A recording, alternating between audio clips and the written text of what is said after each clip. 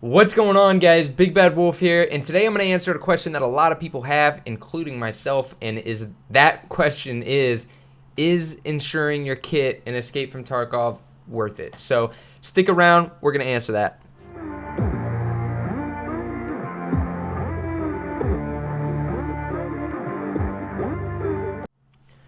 Alright, so how I went about this. So what I would do is I would kit up with a brand new kit, insure the entire kit, and once I lost that kit, I would get a new one. Again, completely insure everything until I lost that kit. I did that until I lost 10 kits in total. And then at the same time, as I was receiving stuff back in insurance, I would record the market value of those items. Okay, so that's the most accessible way to get each item, and I would go and find the value if I were to buy that item new, basically, and use that as the received value back. So, for example, I run an F5 backpack, pretty standard. That's my go-to backpack. You can get that from Ragman. I think it's about 55,000 rubles. So, if I received an F5 back in insurance, I would use the Ragman value as the returned value for that item. And then again, that's how I determined whether or not what I was receiving was more or less than what I was paying to insure the item. So in this case, through all 10 kits that I lost, most of them so to give you guys an example of how I was running the raids, I was solo on every raid. Okay, so all these raids were solo queues, and for the most part the maps were customs, shoreline, reserve, and lighthouse. So I did some more of the popular sort of high population maps. I didn't do any interchange. You probably could have worked that one in there, but I figured that these four would be solid foundations. And so that's how I went about the raids. And then other than that, I was running the raids pretty normal. I was going to high loot areas and things like that. So of all these kits, it cost me about 748,500 rubles. Okay, so that was my cost to insure all these kits in total. And the amount that I made back was roughly 840,000 rubles. Okay, so the amount of items that were returned to me were valued at about 840,000 rubles. So that's pretty good, actually. So in that case, I saved about 100,000 rubles by insuring all my kits. That's really the net benefit there. A little bit less. It was about 90,000 rubles. What I saved is by insuring the kits. Okay, so that's what you want to see when you're insuring, right? You want to see more value returned to you than the cost to insure. Because if that number is negative, then obviously, in that case, it's not worth it. You're not getting back as much as it's costing you to insure. So that was, like I said, I was actually kind of surprised by the return value. I didn't think I was going to get that much back. And so according to these numbers, it looks like it's worth it, right? And that's where I kind of want to get into. I think it's more situational than just the numbers, okay? And what I mean by that is I think it really depends on your play style, what you're doing to determine whether or not, and the gear you have to determine whether or not insuring is going to be worth it, okay? So almost all of my kits were like mid-tier kits, I would say, okay? So a lot of times it was like a TV rig. I would run a 6P47 helmet. The gun was pretty standard, so like a UMP most of the time. There was a couple raids where I ran a 5.56 Scar, but nothing like too extravagant, right? Just like kind of middle of the road kits. Again, F5 backpack. So what I found pretty consistently is that, one, I wasn't getting my rigs back. Okay, so I was running a TV rig most of the time, or some sort of armor rig combo, and so as you guys know, it's easy to pack loot into those and still take the rig. Okay, so because it's an armor rig combo, you're not really losing any space. It's really just the weight that you're losing when you add that to your bag. So a lot of times I did not get my armor rig combos back. I think I got one out of all 10 kits. I got the bags back pretty consistently. Okay, so my bag I would get back pretty consistently. My helmet I got back pretty consistently. And a lot of times I would get the gun back without the attachments. Okay, so we're going to get more into that. But basically when I would get my gun back, like the Scar, for example, I did get back. but it was totally stripped down. They took my suppressor, they took my holographic, they took my foregrip and all the light and everything like that. So what I found through doing this is that I think insurance is worth it. I think you need to be strategic with what you're insuring, okay? Armor rig combo, you're probably not going to get it back because, like I said, they can just throw that in their bag and they don't lose any space in their bag. They can still pack that armor rig combo full of loot. So the value per square that they're putting in their backpack is still high with a armor rig combo. Now, if you're not running an armor rig combo, there's a couple times I ran Gazelle, okay? And the times that I ran Gazelle, I got both of them back. So I ran 2 kits with Gazelle, and I got both Gazelle armors back. And I think that the reason for this is because, unlike an armor rig combo, people will have to make a choice now. They have to make a choice of, do they take up that space in their backpack with something they can't fill with loot, or do they just leave it behind and use other loot in that place, okay? So a lot of times the answer to that question is going to be, well, you know, you should probably ditch the armor and fill it with other items, unless, like, you're the only thing that they've looted that entire raid and you're the only person around and they, like, your loot is all they have, then they're probably going to take it. But a lot of times if you're making them make a choice, you know, do they keep the armor or do they go for other loot in, like, the rooms, or maybe there's other people dead around you. And a lot of times in those cases, when you have loose armor, not an armor rig combo, you'll get it back. So I think that's worth insuring if you guys do it that way. And again, like I said, I got bags back a lot. My F5 came back pretty consistently.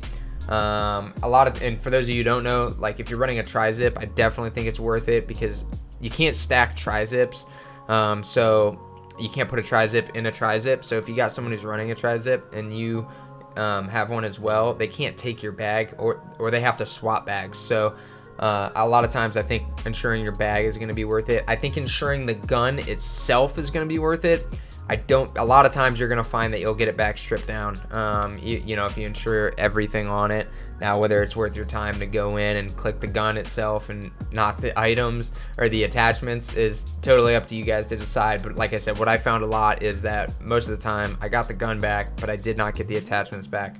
And if you're running like a really good, like if you're running like an M1A or something like that, you're probably not going to get the gun back either. They're probably going to throw it in their second slot, and the next guy's gun is what they'll strip down. So again, that's sort of situational. Something else that I think you need to consider when insuring is, are you also solo queuing? If you're solo queuing, the insurance is a little bit more worth it in my opinion, because if you're running with a teammate, you're probably, if they're taking, let me put it this way. If you're playing duos, so you're running with another squad mate, or you got a squad, insuring is worth it if you guys are insurance frauding. Okay, so if you're not broke, you don't need the kit back, and your team or your teammates can just ditch your bag full of your loot somewhere hiding, then that's great, because then you're almost guaranteed to get it back in insurance. But if they're taking it out every raid, if you die and they're taking your kit and they're getting out with your kit, well, then that's just wasted money on insurance. So if you're solo queuing or you're insurance frauding with your team, then that's when, insurance is definitely going to be worth it. If you're running a full squad and you're insurance frauding, then insure everything, because the odds are, if you guys get into a fight and you die, they're going to be able to ditch your gear. So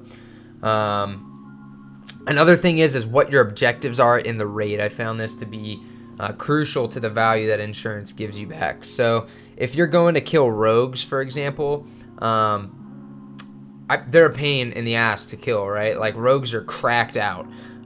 They're pretty insane. So if you're going to kill rogues and you die to a rogue, the odds are that they're going to protect your body and no one else is going to be able to touch your body. So if that ends up being the case, then you'll get it all back in insurance. If you're going and you're just playing the skirts of the maps, or you're on a map like woods, for example, and you get sniped, odds are that person's gonna be able to come up, loot you, take your stuff, get out, and it's not very densely populated on woods, right? So they have time, they're probably not gonna have a ton of other loot, and so they'll be able to take all your stuff. So those are the types of things that you want to think about when you're determining whether you should insure or not insure your kits. So all in all, like I said, I think insurance has its place, okay? And obviously through this through this little study, I guess you could say, that I did, I came out on top. I came out net positive about 90,000 rubles.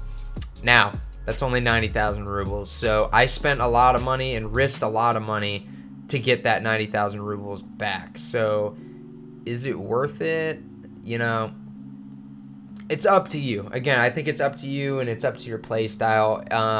And I also think it's super situational, right? Because, like, crazy things can happen that cause you to get your gear back, all right? So, like, some guy could kill you. He could wipe your squad. He could take your gear. He could be going to the extract and then get domed by a scav at extract. And then your gear gets returned to you. But if the other way could go around, too. You're solo queuing and you die to a 4-man and they're able to take everything of yours out. If that happens consistently, you're not going to get any value out of insurance. And so it's really a gamble when you click that insure button, right? So like when it's 100,000 rubles to insure a kit and you click that button, it's a total gamble on whether or not you'll get it back, just situationally. And these are things that you can't really calculate, right? So like I said, the guy getting domed on the way to extract with your gear, those are things you can't really factor or calculate into this, whether it's worth it or not. These are just things that happen, and sometimes they happen more times than they don't, and sometimes they don't ever happen, and so you might not get hardly anything back in insurance. And so I think insurance is a gamble. For me personally, I insure some things, like I said, bulky armor, bags. I'll insure those types of things, but like a lot of times the gun and the attachment I don't insure. I'm probably not going to get it back, and guns themselves are not that expensive, so it's the attachments really that cost so much, and usually you're not getting those back. So again, these are the things that I look for. This is how I'm doing my insurance, and these are, again, they're just some numbers to give you guys an idea. Out of 10 kits and insuring them all, I spent 748,500 rubles, which is quite a bit of money. I got back 840,000 rubles. So again, I did come out on top, but I risked 748,000 rubles to do it. So I don't know if that's worth it, in my opinion. I think there's a better way than just insuring your entire kit. So I hope you guys found this video helpful. I couldn't really find much out there. Like, there was some other insurance videos, but they had changed, for those of you who don't know, they had changed the cost of insuring from what it used to be. It was like 2 wipes ago. It was like a no-brainer to insure, because you would be able to insure everything. It was super cheap. And it just made sense, because you can insure your entire kit. It'd be like 30,000, and you would get, if you got one thing back, it repaid itself. Where now insurance is a lot more costly than it used to be. Again, I think it was 2 wipes ago when they made that change. So this video is meant to just kind of reassess the whole thing there. So if you guys did like this video, please like and subscribe to the channel. Your guys' support is what keeps me going. I greatly appreciate it, and I will see you next time.